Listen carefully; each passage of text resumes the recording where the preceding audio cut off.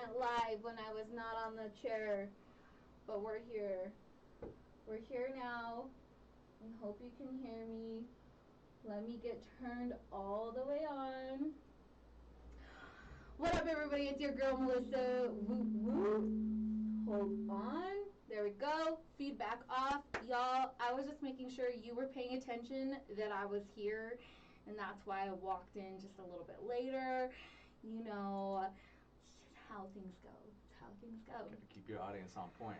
It's because someone was rudely interrupting us as we were going on live. No, I'm just kidding. Just kidding. But it is Friday. Super excited. I have a special guest here with me today. I have Sean Marshall. What's up, everybody? So, you know, for our guests, just tell a little about yourself, who you are, where you're from, so they can get to know you. Yeah, for sure. Well, thanks for having me on first. I've been excited to come in here and meet with you. I've been planning this for a while. I am, let's see, a little bit about me. I grew up in Denver. Okay, native, come on. Come on now. Come on with our natives. Yeah, grew up here in the 80s and the 90s. As a little kid, and for those who are new to Denver, any story that you've heard about Denver about that time is true. It's a different city than it was.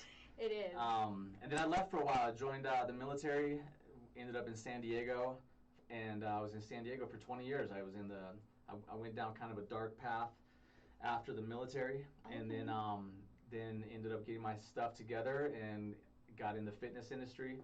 Started a fitness business. That was always my dream from, you know, the time I was a little kid, and did really well with that. Created the exact company I wanted to create, and then when the pandemic came, I took the business online and left San Diego, came back to Denver, and then ultimately I'm sharing like the short version of this, but got out of the fitness industry this year and got into coaching. I've been doing leadership coaching on the side for 15 years, and then I decided, kind of given the state of the world, I realized that I'm being called to do something different with my life. Yeah. And so I left the fitness industry in July and went all in on a new business. Nice. There's a cable unplugged over there. Number 2. Number 2. Just over the edge, over the top. Right there. Plug it in right there. Low left it on. Can you hear me now? Can you hear me? Y'all, we're still doing good. We're doing good. So exciting. So how long did you serve, and what branch did you serve in? I was yeah, good. Oh, I was just gonna say, and thank you for your service. Oh, you're welcome. That's sweet.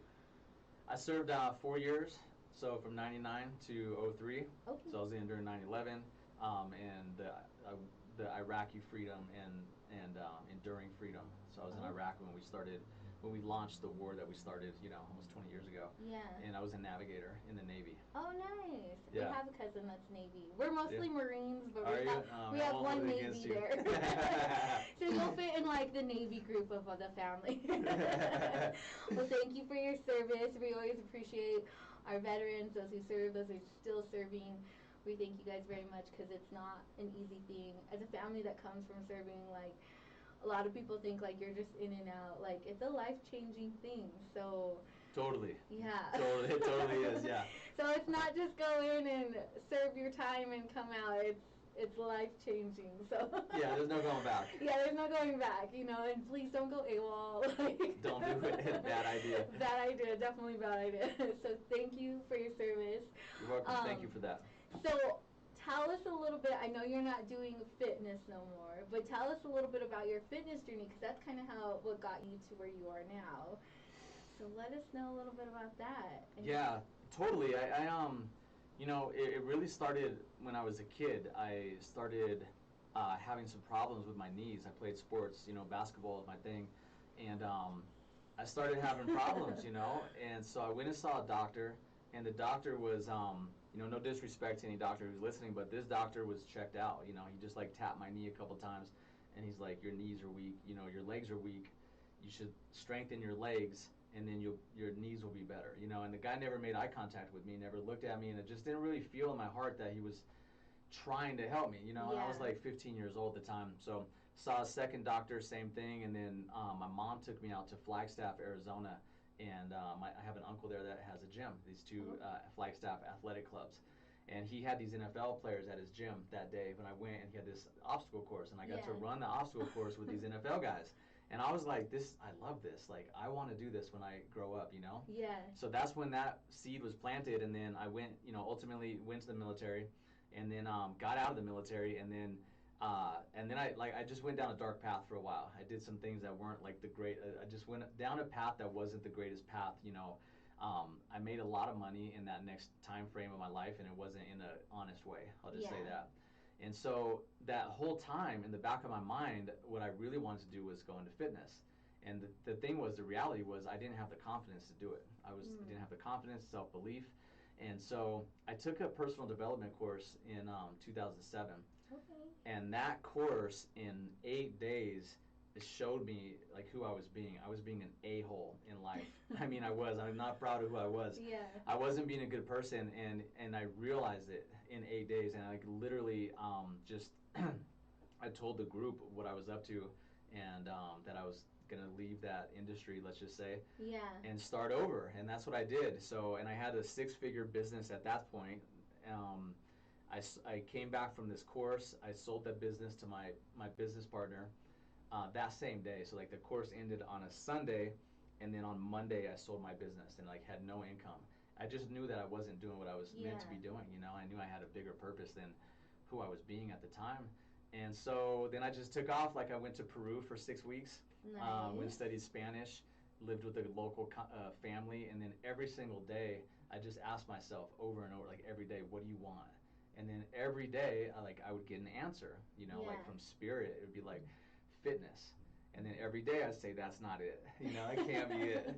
Next day, fitness. That's not it. Fitness, like I'm not good enough. Fitness, who's gonna listen to me? Fitness, I'm not even in shape. Every day, like limiting belief, I was just shutting myself down. And finally, at Machu Picchu, a month later of doing that, I asked again, and I just had this crazy like spiritual experience where I was like, what do you want? And then fitness, and it just like hit me like a 2x4.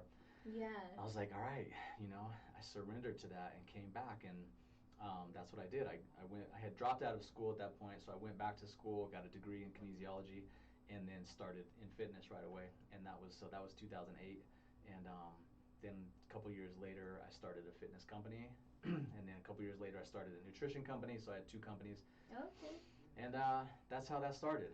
Nice. So then I ran it was an outdoor group training company. So we trained. I love being outdoor in nature, so I built a company around that. And for a long time, that was my passion. I was super passionate about everything about it. Like, set my own hours. I made great money. I made a big impact. Yeah. I was outside. Didn't work for anyone else. So yeah, that's a little bit about the fitness side. And so do you still run your fitness?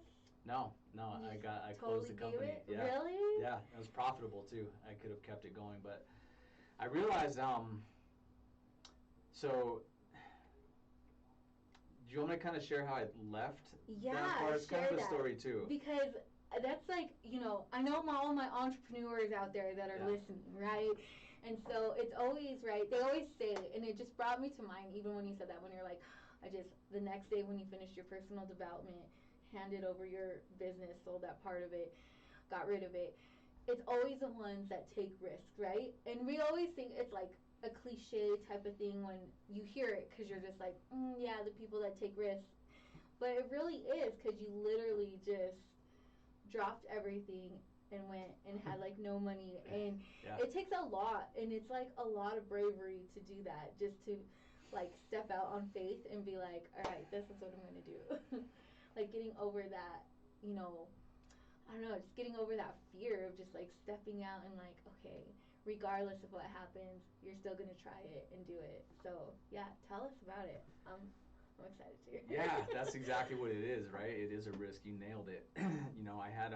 I had property at that point too. I bought a condo in San Diego, and I was living such a materialistic life at that point too. So I had 7 cars and property, Yeah. And so I didn't think about any of that. I just thought, this isn't it. Like, this isn't what life's about. Yeah. I had a lowrider vehicle. I had an old Impala. I had like Okay, a with old- your lowrider. Hold on, No, we're I gonna did. talk about this. I Tell, did, I tell had- us about your lowrider. No, I did. I had a lowrider that I used to show in car shows. I was part of the Majestics Car Club. Okay. The OG one, not the ones that spell it with the IX, like the real Yeah. one. Not hating on anyone if you're in the IX one. So I was into that, and then I had a '65 Impala convertible, which my buddy, I know who's listening right now, Jupe, from Monkey Fist Tattoo, his dad had a '65 Impala when we were kids, and so I ended up Okay. getting a '65 convertible. I had a '73 Nova.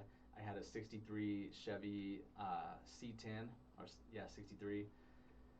And then I had like this big lifted truck, and you know, Yeah. just so much material stuff, and like that's what it was all about at that time in my life, was material things. I was like, Yeah. it was an image that I was putting out, like defining myself by all these material things, you know. So when I when I left that industry that I was in, I know I'm being vague about that, but when I left that, you know, I still had a mortgage payment that I had to figure out, Yeah. and then I had all these cars, you know, and then I looked at the cars, and at that time I was just kind of, it was like nothing to me.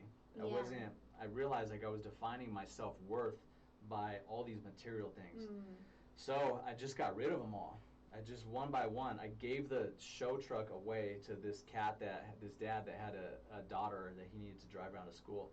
So I gave him this truck. It was like show winner, like 10 trophy. Gave it to him. I sold the Impala. I sold the Nova. Sold the C10. Sold the big truck. Got a little Nissan. I was like, I'm gonna get a little Nissan Sentra, you know, Yes. and cruise around in that. And then I just started over. So it was a big risk, you know, because I went from having really an abundance of money to having no money. Yeah. And I had a lifestyle to pay for too, because I was living a certain type of lifestyle. Yeah. And then I didn't have that income to pay for that lifestyle anymore. So that was a struggle. Like, shoot, I used to go, if anyone's struggling right now, like, I feel you, because I used to have to buy food at the dollar store. Yeah. So I would buy dollar meals, 99-cent meals at the dollar store just to survive, like a couple of those a day. Yeah. Until I, you know, got back to the income. And it didn't matter. I was so happy, you know, I was so happy and free and like spiritually connected for the first time. And Yeah. it was like, oh, you almost cussed, but we'll figure it out. Oh, you're fine. Okay. So yeah, that's where that started, you know. And then I went all in on fitness. I was so lit up. And the funny thing is, I wasn't even in shape at the time. I got a Yeah. job within 2 months from that time, I started a personal training program, and then got certified and had a job. Like it was like that, you Yeah. know. And then I was just at the gym. I was this little skinny kid. I was like 130 pounds, and you know, walking around, you couldn't come in within a 10-foot radius of me and not talk to me about fitness. And so I set a record within like 3 months at that gym for having the most amount of clients, because I was just lit up about it, you know. Yeah. I was like, fitness is life, y'all, let's go. So a few years later, I realized I do much better as an entrepreneur, so that's when I decided to start a company. And Nice. then I built that company, you know. That was the next 8-10 years of my life. So how was it, like, getting rid of your fitness company? Like, I mean, that's Yeah. hard. That would be hard to just totally get rid of, you know, your company and be like, I'm done with my baby that I built. Yeah. And I sit up on the mountain for and refuse. Yeah. Well, you know, and I know this is going to land for somebody, because there was a point in fitness where I just kind of thought that I made it. Yeah. If you talk to me at that point, I made it. That's what I like. I made it. Like, I'm making money. I have free time. I'm making an impact. And it was right in that moment. That was 2017. That like it started to decline for me, because I was basing success on money freedom and time freedom. Those were my two goals. And then I had that, and then realized that's not the actual goal. That's not a sustainable goal. So in 2017, I started to get this little nudge inside Yeah. to go in another direction. And then I ignored it. I was like, what do you mean go in another direction? You know, everyone in San Diego knows me as a fitness guy. Yeah. So who's going to take me serious if I go in another path? And so I just kept shoving that voice down. And it's like never convenient. Like, when you get a calling to do something different, it's not convenient necessarily. Yeah. So it wasn't convenient for me to hear, dude, you're supposed to be doing something else now. So I just ignored it. And then Yeah. pretty soon, like, my passion started to dwindle, because I wasn't on purpose anymore. So it took me until really until last year, you know, when I came to Denver. Well, first of all, I sold everything I owned last year. In Yeah. 28 days, I looked at my girlfriend at the time, and I said, "Hey, we should just sell everything that we own. We're not location dependent anymore, and bounce." And Yeah. so we did. So we came to Denver, and then you know, when the election cycle was going through last year, Yeah. you know, all the like everyone's fighting about the president, my president, your president, all this crap. You know, I was watching that, and it sort of pissed me off at first, and then I thought, like, you know, I can't be mad about this and not do something. Yeah. So then I started thinking, like, what's the world that I want to see? If I don't want to see people fighting, what do I want to see? And then I started formulating a vision around a world. I started to see a world where people are connected. Yeah. And that's like, well, what can I do to create that? And that's when I just had this moment of clarity that I've always known that people have a purpose. Yeah. Like that we come to this planet with a purpose, something deep inside of us.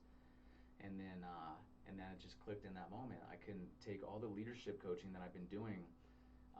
I didn't say this, but the school that I took that personal development program at, Yeah. I went back to that school. They have a program that teaches you how to be a coach. Okay. And so for that whole time I was in fitness, I was coaching at that school.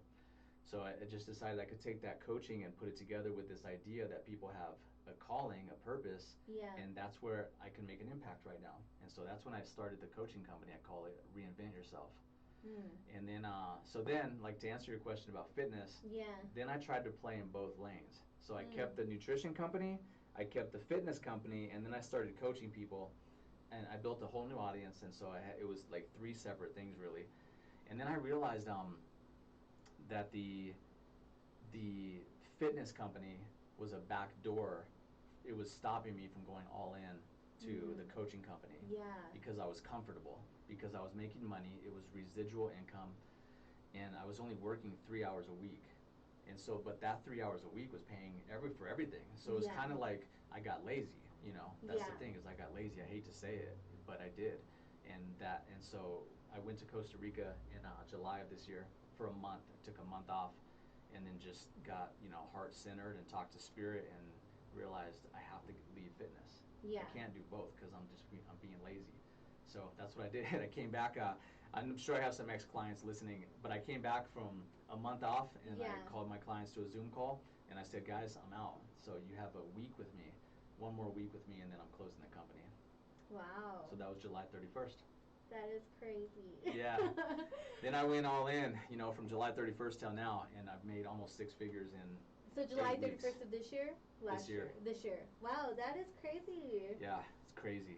It's crazy what happens when I think about it like, you know, like if you're, I don't know, they can see me here, Yeah. if you have Both any cameras. pieces of you that are like out of alignment, like you can't go straight and you can't go fast, you know? Yeah. And that's what was happening for me. And so like I got everything aligned, like with my heart, with spirit, with what my strengths are.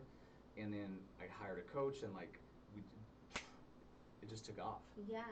That's so good. So Reinvent Yourself, that is your new company. Yeah, it's called Reinvent Yourself Vibes. Reinvent Yourself Vibes. Okay, come Yeah, on, come somebody. on now. Yeah, have some fun. If you look it up, you have to, I don't know why we're fixing this, but you have to put www in there for some reason, or it won't pull up. Really? Okay, so remember to put in the World Wide Web. It's like 1999 over here. And then Reinvent Yourself Vibes. Yeah. That's awesome. Okay, so how did the Reinvent Yourself Vibes come about? Was it a process? Did you get that in Costa Rica? Where did the name come from? It's a good question. I don't know where the name came from. It happened in December is when I realized that's what I'm going to call the company. Yeah. And I did, so I started, it's interesting how this came about. I started interviewing experts.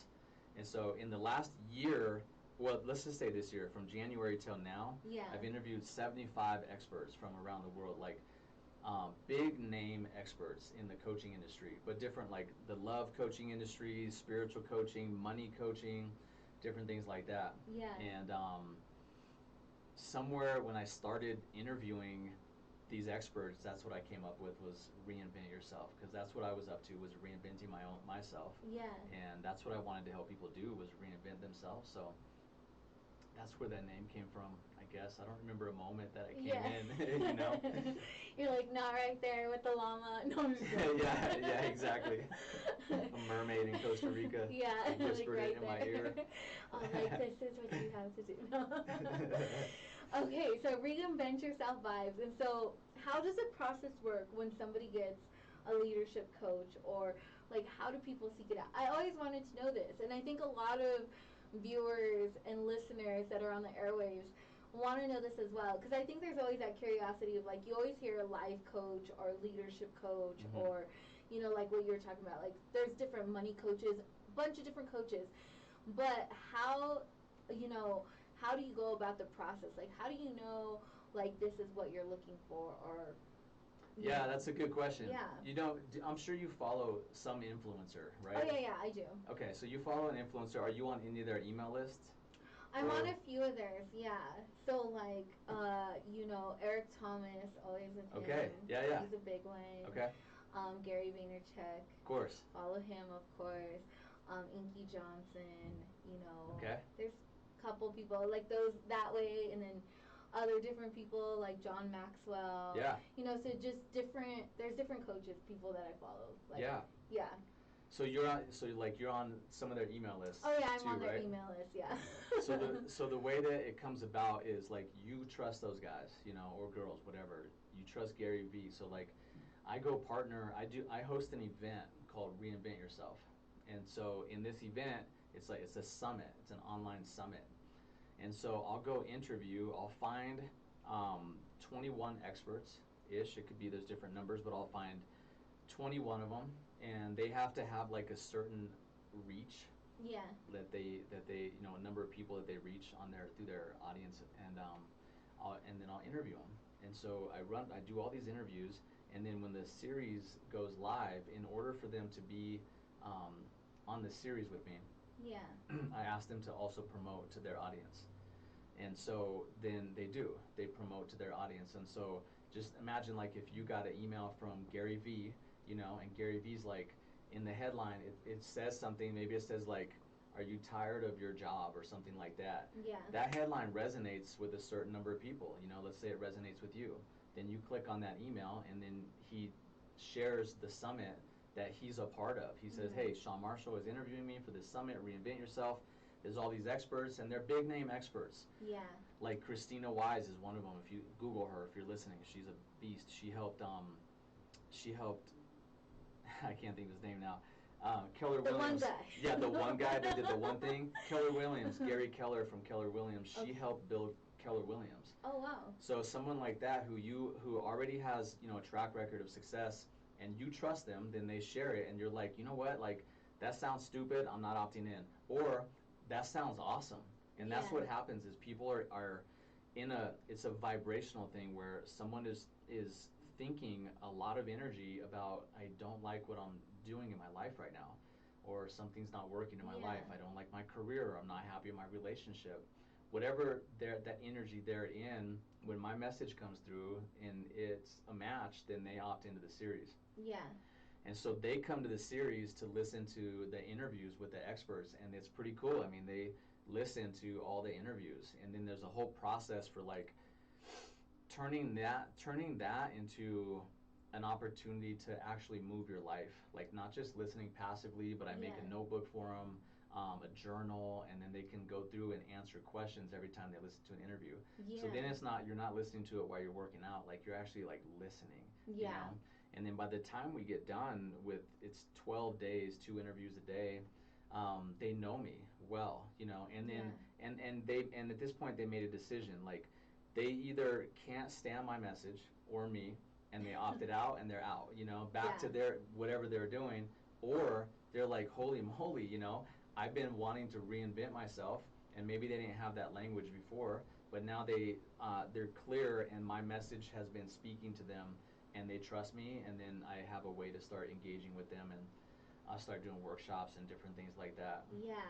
So how often do you hold summits, or like, how do people get a hold of you to learn more about you. Of course, your website. So remember, put the www Yeah. for people who are like my kids. You know, put in the World Wide Web. That's how they talk to me. We're like, what are you doing? I'm watching the World Wide Web. All right, a whole nother story. Yeah. But put that in there. Reinvent yourself. Vibes. Vibes. I should know that. Reinvent yourself vibes. And so they can obviously go to the website, check you out.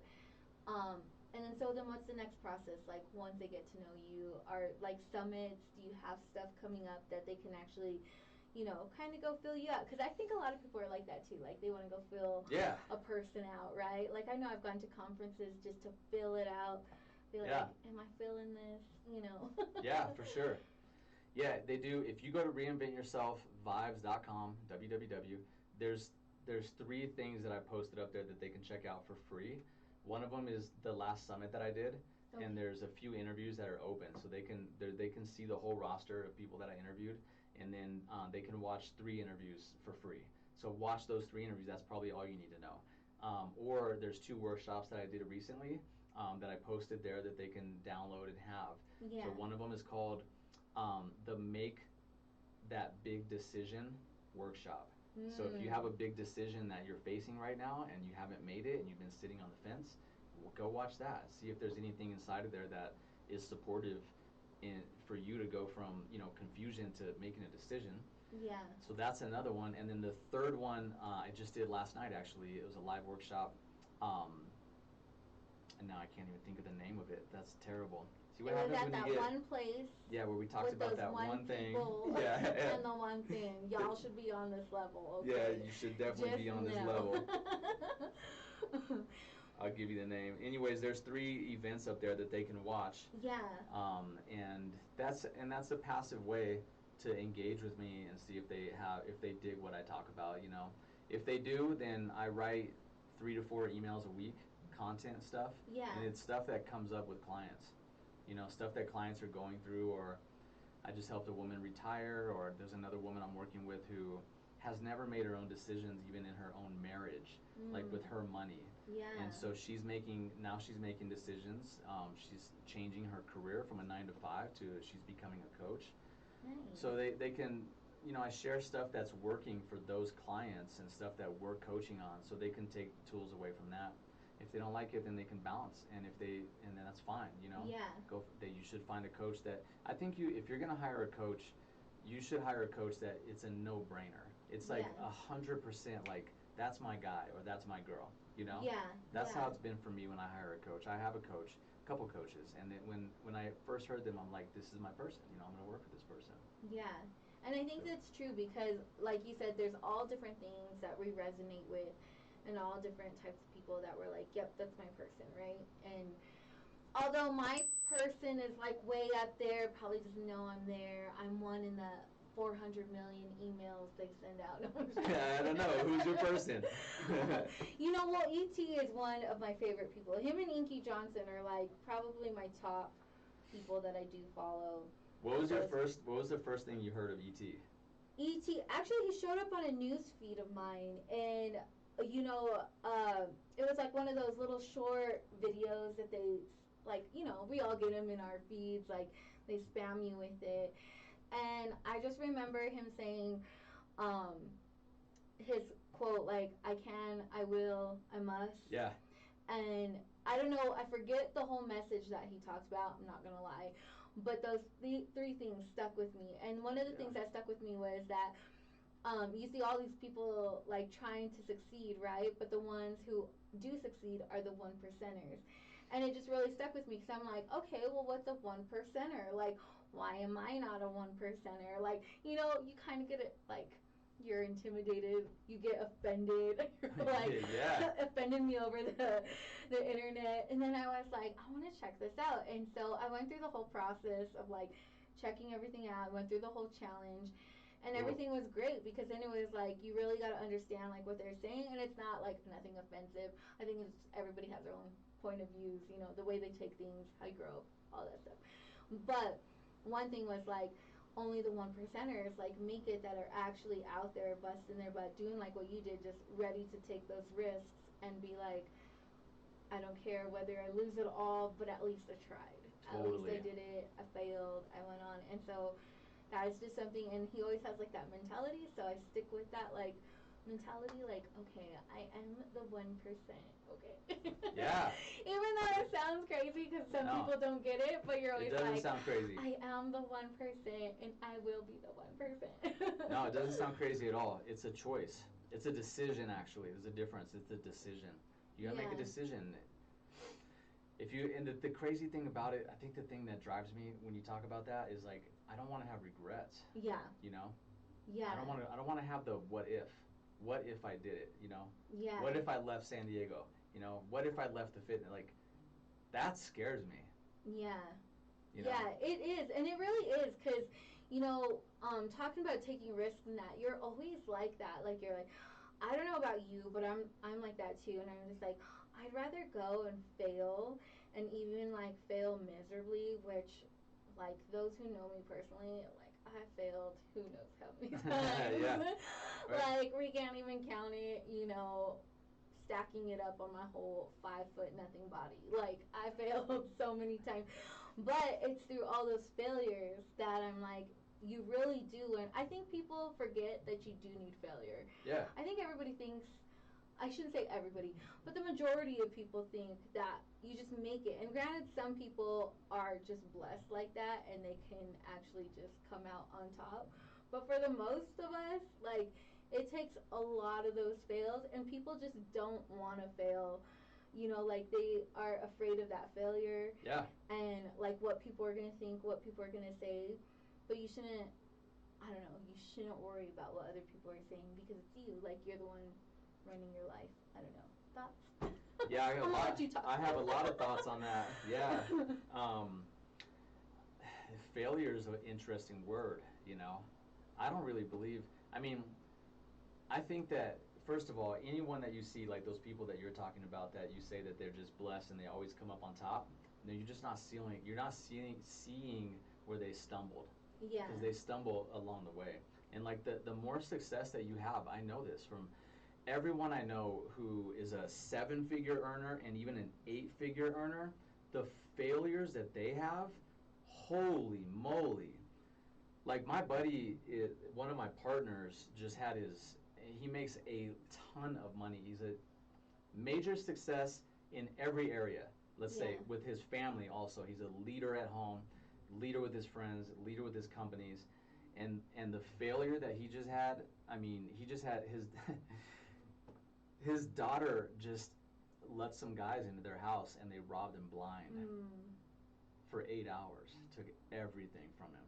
That's crazy. So you talk about like failure, and there's a lot of stuff that got stolen that can't be replaced. That's inhibiting, like passports, you know, paperwork.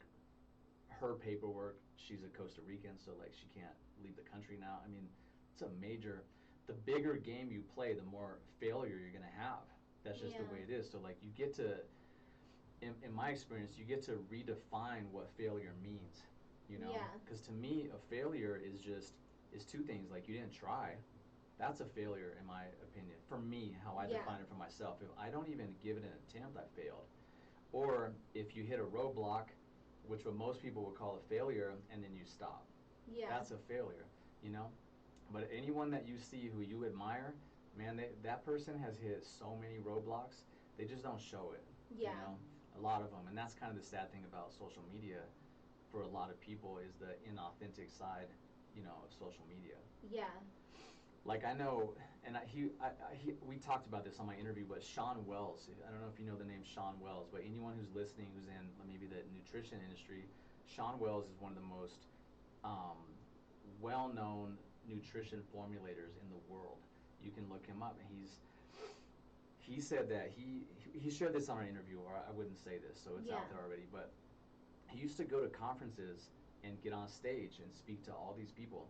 And then as soon as the lights were off, he was suicidal. You know? Because there was such a disconnect between the authentic Sean and the Sean that he was, you know, being on stage with people. And so he went through a massive transformation to let that false self go and be real. And now he is. He's one of the most real, down-to-earth guys. But that's the side that people don't always share, you know? And it's so true because I think like our world is really looking for true like authentic people. Like I mean that's when you find somebody you like that's why you like them because they're showing like their authentic self. Like you could see everything raw and like I'm gonna bring Justin Bieber up just The because Biebs. the Biebs, right? A lot of She's people gone there. hate the Biebs, right? But one thing I've always admired about Justin Bieber is like he literally shared his flaws and all, like everything, like no matter if he was up on his top highest or everything that was happening and like he didn't hide anything. Like it was just here I am, the raw me, you get the good with the bad. And I have like more respect for someone like that because you truly are showing like your authentic self through everything. Yeah. Regardless, and especially like someone at that high stature, you know, like you're letting the whole world know who you are. And that's basically what you're doing if you want to be successful. Like, you know, when you get to those levels or wherever you're at, like, doesn't mean all people that are successful are on air, or all people are on TV, or all people who are this. There's a lot of success that happens that are not necessarily on a huge platform, but they meet these high platforms in their communities, in their sphere of influence, and you know they're showing their authentic selves with everybody, and that's why you like them. That's why you resonate with them because you connect with them on that level. And so, yeah, I just thought I'd bring that up because you know we're talking about authenticity. So Yeah, it's super important. And talk about pressure. Like God, yeah, whatever you go and do, whatever you feel called to do with your life, like you're gonna feel pressure. yeah, You know, and so that's something that you get to get comfortable with is how do you react with Yeah. pressure? Because like it's so easy for us like watching someone like that, you know, the Mhm. Biebs or Jay-Z or whoever, yeah, you know, watching and or even athletes watching the Broncos play or you know watching a UFC fighter fight. It's so easy to be like, let's go, like fight or get in there, play. What's wrong with you? You know, like Yeah. spectators. It's so easy to be a spectator. There's no risk involved in being a spectator. Mhm. But those people that are on the field, whatever the field is that they're playing, you have a platform. You know, people are following you and listening every single week. Yeah. That's pressure. That's pressure. You're on the field playing, and the more healthy you can relate to pressure, the higher success you're going to be. Yeah. Because you don't think that like the bee, you know, I don't know, we keep going back to the bee now, you know, the bee, you're on camera in front of people, and Yeah. if you have a failure, how do you relate to that? You could relate to that and think that you're the most terrible person in the world, and then you go hide for the rest of your career and never come back out, and then end up suicidal or depressed or whatever. So, or you can just have a different relationship with that sort of Yeah. pressure. And you mentioned that earlier, you know, not worrying about what people think Yeah. about you. And I also think when you're in this type of like sphere, or when you're looking for leadership, or wherever you want to go, you know, whether you're searching out a coach, or you know, we're kind of talking about other things too, about getting to even like where you're at, or where someone is in their title, or where they're at. But you got to think of, you know, like all the things that come with it, like you said, the pressure and stuff like that.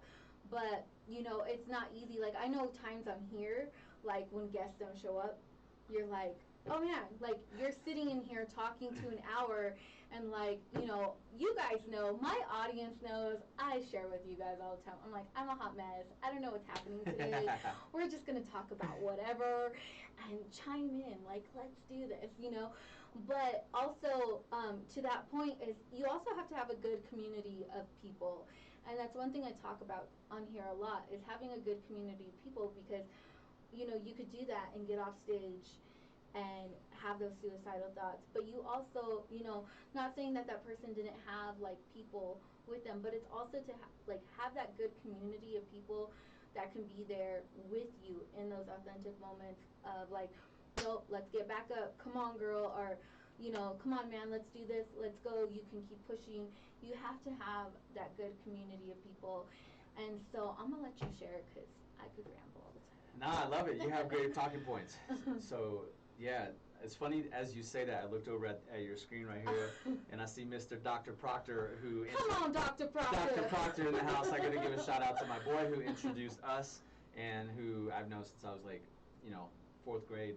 And that's part of community. Yeah. That's community right there. You know, community is everything. Truly, truly. I think that's one of the first places that you can look to if you're really looking to shift things in your life. You have to take a look.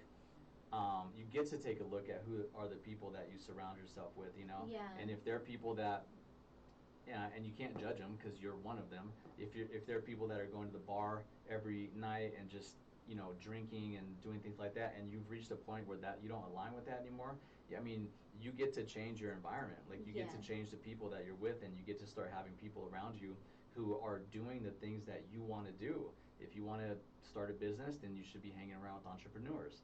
You can't start a business and go to the bar with your drunk buddies every night. It's just not going to work. Yeah. You know? So I have that. Yeah, I feel blessed with that. I have a tribe of coaches and people in personal development. Yeah. Who, like, honestly won't let me slip up. If I slip, they'll call me out on it. Yeah. Even my assistant will call me out. My assistant called me out today on something.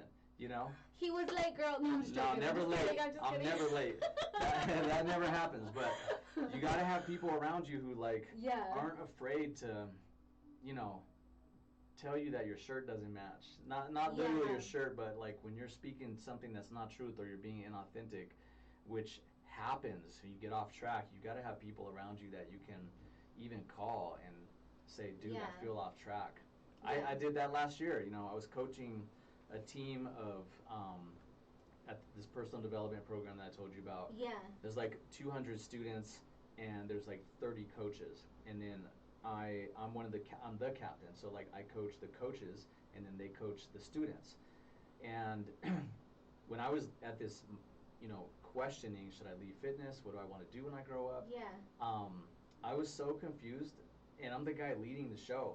And we had a call on a Saturday with all the coaches, and I was like, guys, I'm so confused about what I want to do with my life right now. I had set a goal.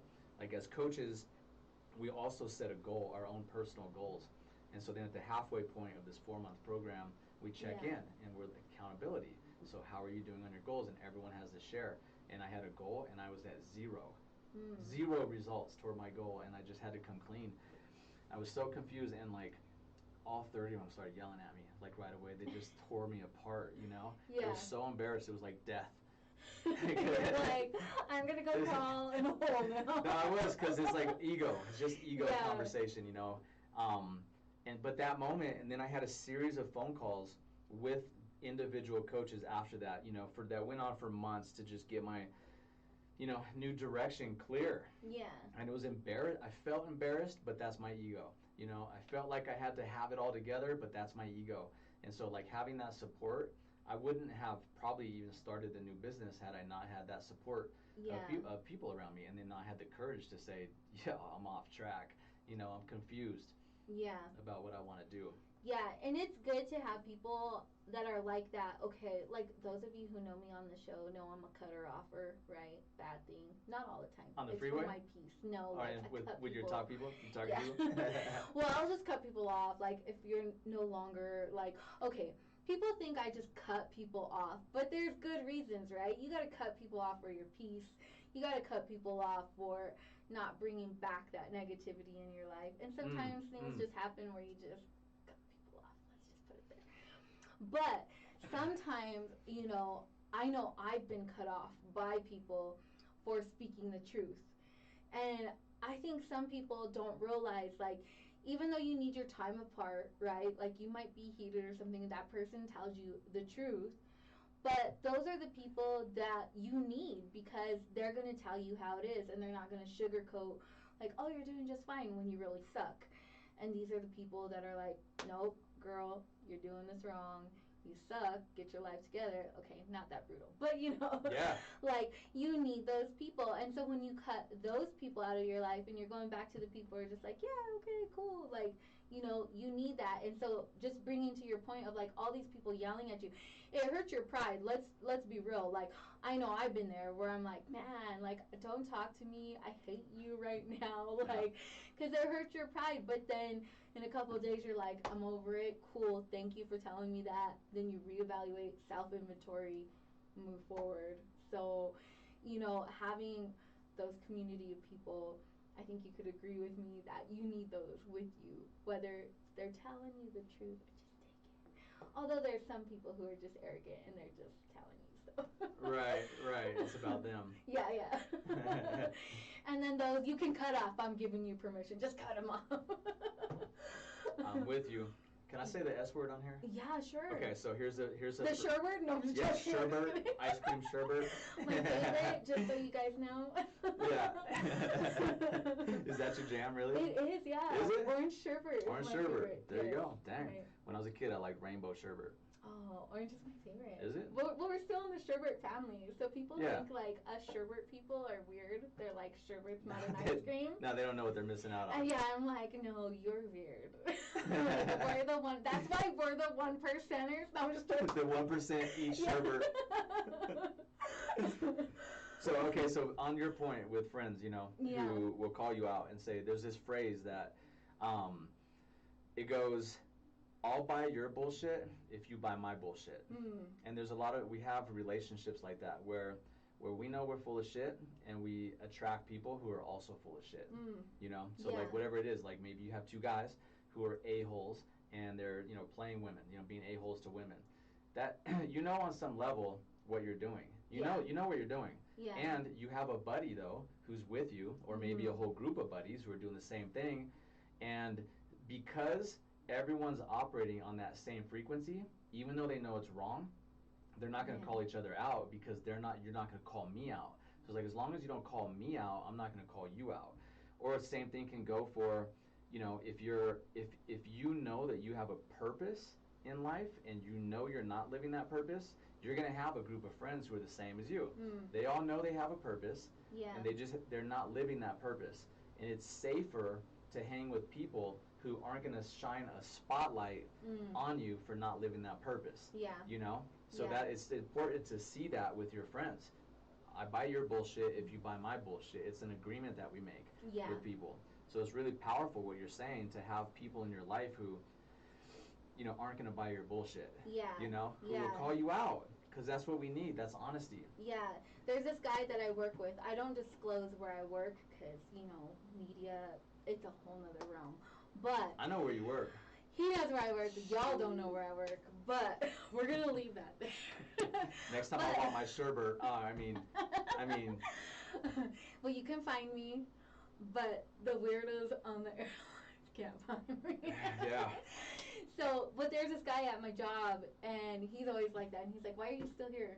You can do so much, and you're wasting your talent. Like, why are you still here? And it's so crazy because that you brought that up, because I'm always like, yeah, okay, Kyle. His name's Kyle. And I'm like, okay, Kyle. And he's like, I'm being serious. And he's like, he's my accountability at work. Like, he's like my best friend, your work friend. But you spend more time with work people than you do, like, your own family, I feel like. Well, like, when you're in a normal work environment, I don't know how it is out there in the world of entrepreneurs who are like you, just living it up, doing your thing, doing great. But, you know, it's cool because he's always like, no, do this. Like, no, you could be doing this. Like, go out there and get it. And it's awesome to have people like that. And it just kind of reassures you because you're like, okay, like, they do see something in me. Like, I will, I must. Okay. Absolutely. That's powerful, too, when someone speaks to you. That's a really interesting thing because, like, your ability to hear that is important, too. You know? Because some of you listening, people give you compliments and you can't hear them. You know? Yeah. Like, how often does somebody, just a little thing like, you look beautiful today? You know, how often does a listener, someone says that to you and you're like, yeah, but my hair's jacked up, or like, yeah, but my shirt's wrinkled, or like, you can't even take a compliment. Yeah. There's something powerful to, like, actually listening to the people around you who are speaking that to you, you know, who are blowing life into you, who are telling you, like, nah, that's not it for you. You know, there's something else for you. Like, I know anyone listening right now, I know you, that if anyone who's listening who resonates with, like, reinventing themselves or following your purpose, I guarantee you have someone in your life who's speaking life into you, future life, and you got to start listening to those people. You know, that takes vulnerability too, just to hear somebody like say, no, you could be so much better. Yeah. I had people telling me that. My girlfriend, my ex-girlfriend, she kept telling me, you know, fitness isn't it for you, and I couldn't hear it. Yeah. You know, I got offended. I was like, I got defensive about it. Yeah. I couldn't hear it. And one of my coaches also used to say that to me. So, listen to people when they tell you that there's something else for you or that they see something for you, because it's probably not even them. It's like spirit speaking through them into you, like there's a little whisper for you. Yeah, and I talk about that a lot on the show too, about speaking life. I tell you guys this all the time. Like, your words have power. There's power in death in the life of the tongue. So always speak life over your situations, over things, over people, over anything, right? Always speak life into that, and don't speak life into dead situations. Don't bring it back up. It's not worth it. Leave it there. That's powerful. It's gone. Yeah, say that again. Say this. Always speak. Oh, there's life and death in the power of the tongue. So you can speak life or you can speak death. And so, if you're always constantly saying, like, I'm not good enough, like, you're speaking that into yourself, and you're saying, I'm not good enough, like, and it's like a coach that, is constantly speaking life into you, like, yes, you can do this, you can do that, helping you with the tools.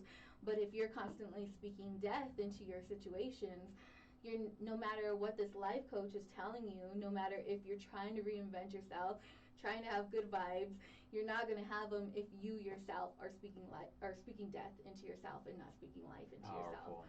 So always speak life. And so I have to ask, who are some of your favorite coaches? Who are the people that are just your number ones and who have changed your life? Yeah, that's a great question. Goes back to the gentleman. It was a young kid who introduced me to the personal development program that I took. That kid saw something in me. He was 21 years old, and I was like 27. And he saw something in me that I didn't see. So, like, God, I owe so much to that guy. My boy Julian, who's watching right now, I'm not going to lie, like, one of the things I did when I moved back to Denver, so if you, in the 80s and the 90s here, it was rough. Yeah. And I'm white, and I was a minority in the 80s and the 90s, and I used to get picked on for being white. Like every day, I could still remember these kids who used to pick on me, and I was a skinny kid, and just being kid, like, you just get picked on. Yeah. And I remember Julian, he was a grade older than me, and he stood up for me one day when we were little kids, fourth grade, Yeah. And I always remembered that my whole life, and I actually looked him up throughout life and never could find him until I came back and got with my buddy Jupe, and I was like, dude, how do I get a hold of this cat? And he introduced me. So that's another one who just showed me what it looks like to be a leader, Yeah. And then my uncle, who was in fitness and inspired me to get into fitness, he's another one. And then I've had coaches along the way. Yeah. I had if anyone wants to get in the fitness industry, there's a coach his name's Pat Rigsby. He was my coach for 6-8 years. He taught me a lot. He taught me how to make money and impact, and not convolute it, like how to do it with integrity. And then I mentioned her earlier, Christina Wise. She's a money coach now, and I took her program and we partnered. We're doing some work together. She helped me change my relationship with money in the most powerful way this year. Yeah. So all the limiting beliefs, like you were talking about, like speaking death, I had so many limiting beliefs about money from the industry that I was in prior to fitness. And she helped me dissolve all that and create a different relationship with it. So, yeah. Nice. And so what is something that has always stuck with you that changed your life? Like maybe something someone said, a quote, something that has just always resonated with you that maybe you'd want to share with our audience that maybe it might change their life too? Yeah, powerful question. It's actually not as sexy as the way you're teeing it up, but the one that comes up for me is being in the military, and I hated it. I absolutely hated it. And the reason that's important is that I made a commitment to do it, and I'm proud that I did it. And also, for an entrepreneur, that's not the environment for you, because as an entrepreneur, I like to be free, set my own flow. Yeah. And you don't have that in the military. No, you do not. It's the opposite of that. However, the reason I'm saying that is that it was being in an environment, a job, that I couldn't leave unless I, got in trouble on purpose, which some guys did. Some guys smoked weed and got kicked out. But I didn't want to leave like that. So like I knew from listen, from day one, I knew this wasn't it for me. And having that experience of sort of being stuck in something, Yeah. it just has lit me on fire for life, because I never ever want to be in a job that I don't love again. So that, you know what I'm saying? Yeah. Yeah, that was it. Just being in that situation and wanting to leave, and knowing that I really couldn't leave in an integrable way until my term was up. Yeah. That was just a powerful experience. So I would say for anyone listening, if you know in your heart that you have something in your life that you're doing that's not aligned with what you want, like, get intimate with the feelings that you have. What's it feel like to go to bed at night and not be happy doing what you're doing? What's it feel like? Some people are in a relationship that's broken down. What's it feel like to be in a relationship that's in breakdown constantly? Some people are in breakdown with their health, and they know that. So what's that feel like? What's the feeling feel like to not be in integrity with your life? Yeah. And let those feelings, like, stop ignoring those feelings and stop resisting them.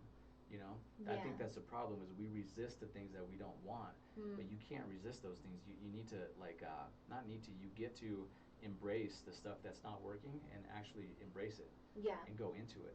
Yeah. And then make a commitment to yourself that, yeah, this isn't working, and it's not a life sentence. Yeah. That's not a life sentence. That's just your current reality. So make a new commitment to change your reality based on what's not working and the feelings that you don't want to have anymore. Yeah. So good. So good. And like you said, we have choices. And I think a lot of people forget that, right? Like, you have free will. You have your own choice. Like, you're not bound by anybody. You're only bound by yourself. So if you keep telling yourself, Sean could tell me no all he wants, but I'll be like, yes,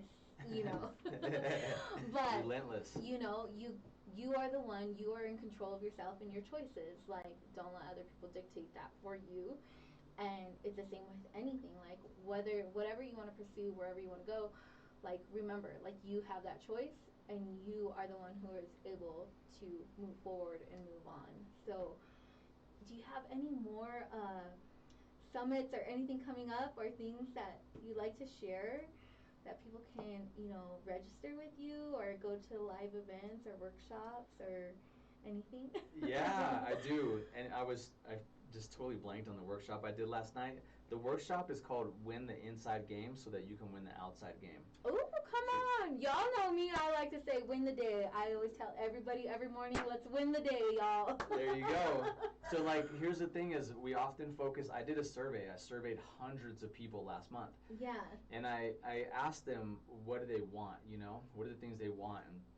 And what blew me away is all the answers that I got, the top 3, was external stuff.